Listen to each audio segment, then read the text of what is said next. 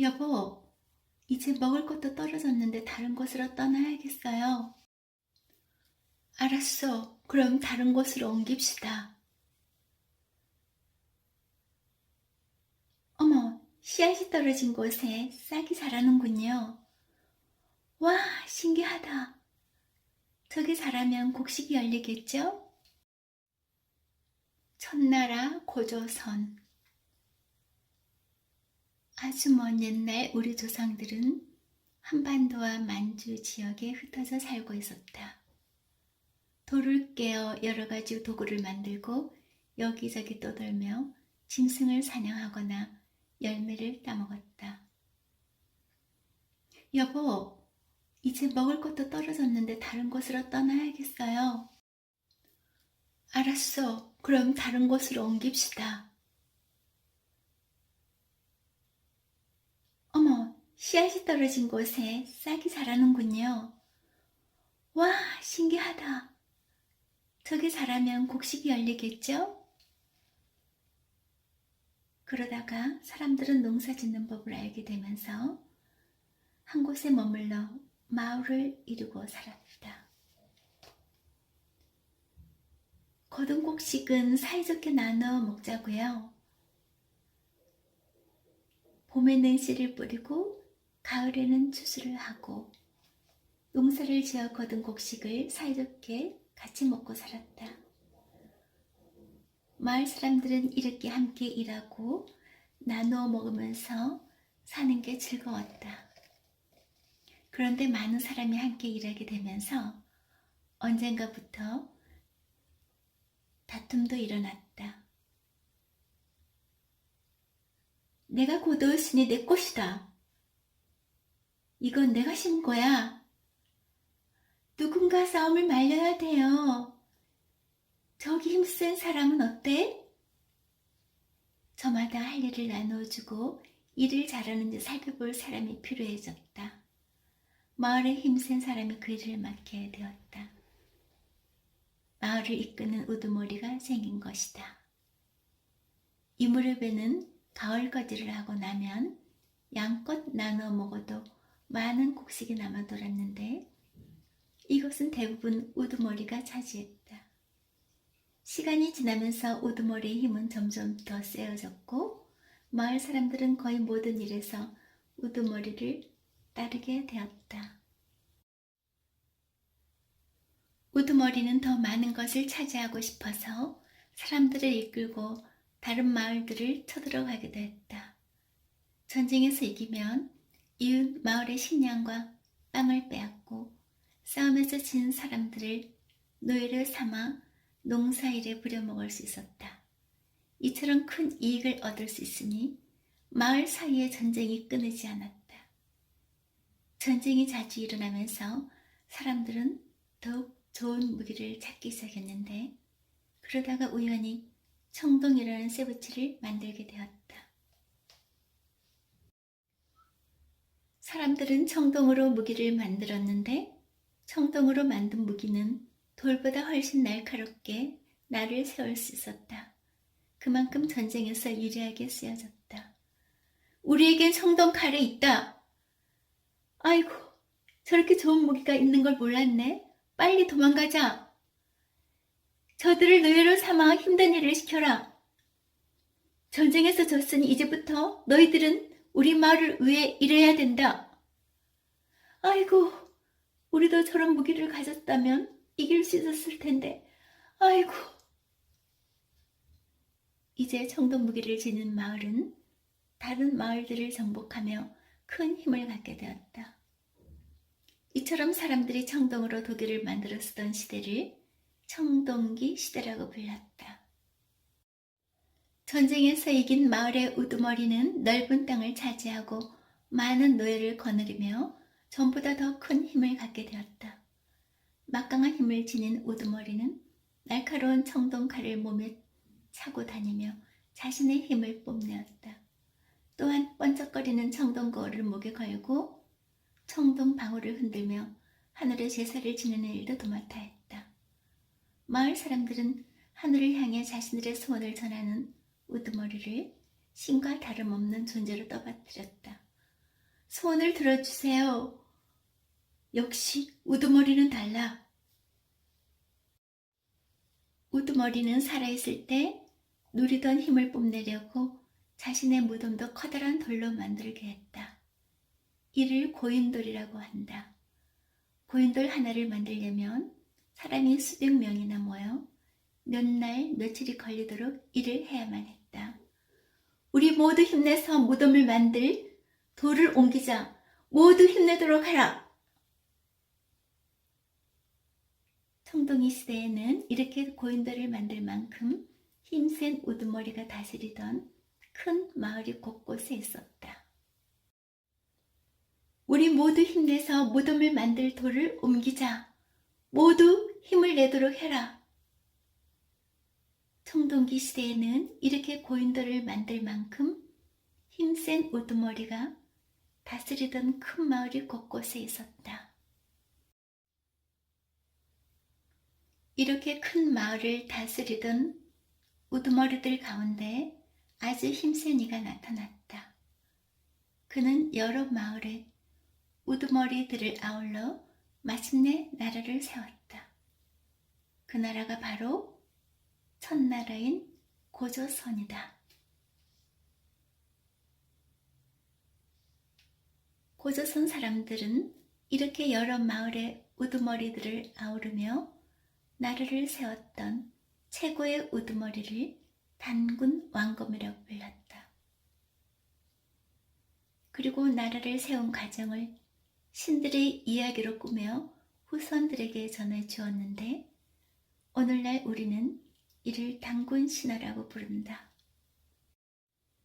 단군과 그 뒤를 이은 고조선의 임금들은 백성을 사랑하는 마음으로 나라를 잘 다스렸다. 먼저 새로운 농사 기술을 가르쳐서 백성들이 농사일에 더욱 힘쓰도록 했다. 또한 하늘의 제사 지내는 일을 도맡아야 하면서 나라의 중요한 일들을 처리했다. 널리 인간을 이롭게 하라. 너희는 나라를 잘 지키도록 해라. 아, 이제 걱정 없이 살 수 있겠어. 그러게 말이에요. 나라가 넓어지고 백성이 많아지자 백성들이 반드시 지켜야 할 법을 만들고 법을 어긴 사람들에게는 엄한 벌을 내렸다. 이제부터 반드시 지켜야 할 8가지 법을 정하겠다. 하나, 사람을 죽이는 자는 사형에 처한다. 둘, 남을 다치게 한 자는 곡식으로 갚는다. 셋, 도둑질한 자는 잡아다 노비로 삼는다. 아이고, 큰일 났네. 이 법을 봐. 이제 힘쓰다고 남을 괴롭혀서는 절대 안 돼. 넌 이제 우리 집 노비다. 가자.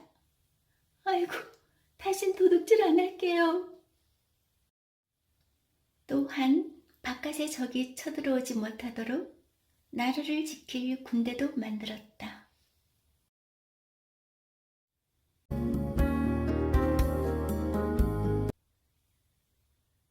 세월이 흐르고 고조선의 땅이 넓어지면서 고조선 사람들은 이웃한 중국 사람들과의 교류를 하게 되었다.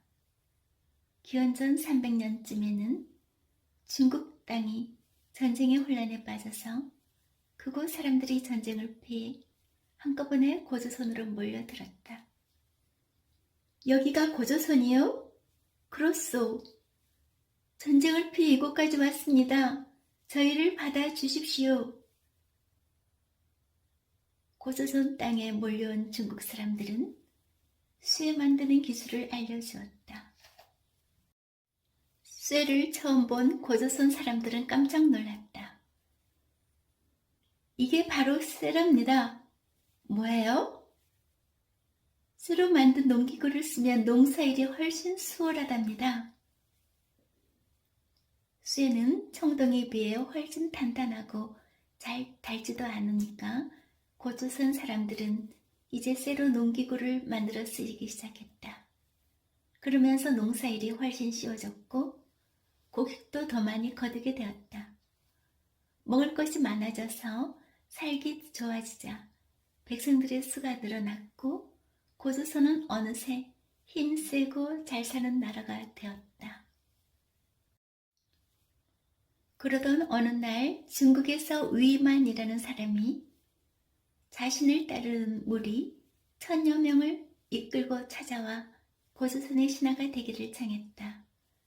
바로 준왕 때의 일이다. 준왕은 위만이 지혜롭고 사람들을 잘 이끄는 걸 보고 고조선의 서쪽 국경을 지키는 일을 맡겼다. 저를 고조선의 신하로 받아주어서 고맙습니다. 위만은 준왕의 명령대로 국경을 잘 지키는 한편 그곳에 살던 고조선 주민들도 잘 다스려 인기가 높아졌다. 그러자 위만은 임금의 자리를 욕심내게 되었다. 정말 대단한 분이에요. 정말 내가 임금이 된다면. 그러던 어느 날 위만은 준왕에게 중국을 통일한 한나라 군대가 쳐들어온다고 거짓으로 아뢰었다. 그리고는 자기가 고조선의 도읍인 왕검성을 지키겠으니 군대를 이끌고 성 안으로 들어갈 수 있도록 해달라고 청했다. 한나라가 쳐들어옵니다. 제가 왕검성을 지키겠습니다. 이렇게 함으로 준왕이 허락하자 위만은 군대를 이끌고 왕검성으로 들어가 궁궐을 차지해버렸다.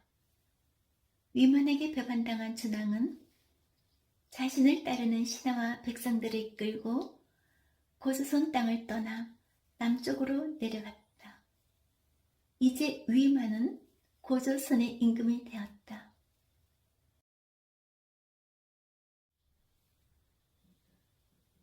고조선의 임금이 된 위만은 새로 임금이 된 뒤에도 나라 이름을 바꾸지 않고 고조선의 전통을 그대로 이어받아 나라를 다스렸다. 또한 자신을 따르는 무리와 원래 고조선에 살고 있던 사람들을 골고루 관리로 임명해 서로 힘을 모아 나라를 이끌도록 했다. 이렇게 나라를 안정시킨 위만은 중국의 한나라와 좋은 관계를 맺으며 나라를 더욱 발전시켰다. 위만은 한나라에게 제가 한나라를 도와드리지요. 위만은 주변 나라들이 한나라 국경을 넘어와 해를 끼치지 못하게 도와주기로 했다. 한나라 왕은 고맙소. 내가 철제 무기를 비롯해 많은 도움을 주리다. 그 대가로 한나라는 고조선에 철제 무기를 비롯한 많은 물자를 보내주기로 했다. 덕분에 고조선은 앞선 무기를 받아들여 군대의 힘을 키울 수 있었다. 그리고 그 힘을 바탕으로 주변의 작은 나라들을 정복하면서 나라의 크기가 수천 리나 될 정도로 넓어졌다. 이 무렵 고조선은 라오닝 지방을 중심으로 만주와 한반도, 서북부를 아우르는 넓은 지역을 다스렸다. 고조선의 힘이 날로 커지자 위많은 이웃한 작은 나라들이 한나라와 물건을 팔고 사는 것까지 가로막았다. 그 대신 고조선에 대가를 치른 나라에게만 한나라와 거래하도록 허락해 주었다. 이렇게 고조선은 주변 나라들이 한나라와 직접 거래하는 것을 막아서 중간에서 많은 이익을 챙겼다. 이렇게 힘이 커졌으니 더는 한나라의 눈치를 보지 않아도 되겠다. 한나라와 장사를 하려면 나에게 대가를 바치고 허락을 받아야 한다. 아이고, 이제 고조선의 눈치를 보아야 하는구나. 주변 국가들은 모두 억울해하며 울상이었다. 이런 일은 위만의 손자인 우고왕 때까지 계속되었다. 그러자 한나라가 고조선에 따지기 시작했다. 한나라가 장사하러 오는 나라들을 중간에서 막지 마시오. 그러나 우고왕은 한나라의 말에 눈 하나 깜짝하지 않았다. 우고왕은 오히려 한나라를 위협하던 북방의 흉노족과 손을 잡고 한나라와 맞서기까지 하며, 우고왕은 우리 손잡고 한나라와 맞섭시다. 한나라 왕은 분노가 폭발했다. 저런 괘씸한 일이 어디 있나? 우리를 위협하는 흉노족과 손을 잡다니. 흉노족이란 중국 한나라 때 몽골 고원을 지배했던 유목 민족이었다.